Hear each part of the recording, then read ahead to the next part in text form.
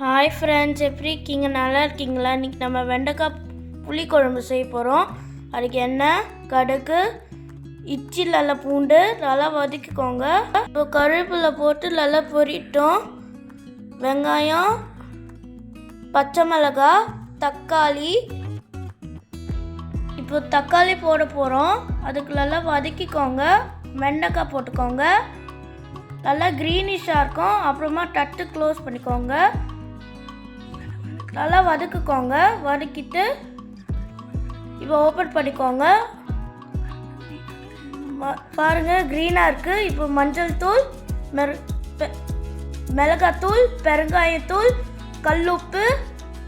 அதுக்கு நல்லா நாங்கள் காரமாக சாப்பிடுவோம், அதுதான் சில்லி பவுடர் போட்டு ஜாஸ்தியாக போட்டிருக்கோம். வதக்கிக்கோங்க.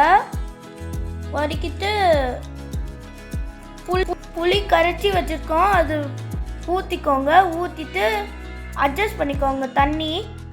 தண்ணி போட்டு அட்ஜஸ்ட் பண்ணோம். அப்புறமா கொத்தமல்லி போட்டுக்கோங்க. ஸோ ஃப்ரெண்ட்ஸ், இந்த குழம்பு டேஸ்ட்டாக இருக்கணும்னா நல்லா கொதிக்கணும். சப்ஸ்கிரைப் பண்ணிக்கோங்க, கமெண்ட் பண்ணுங்கள். பாய்.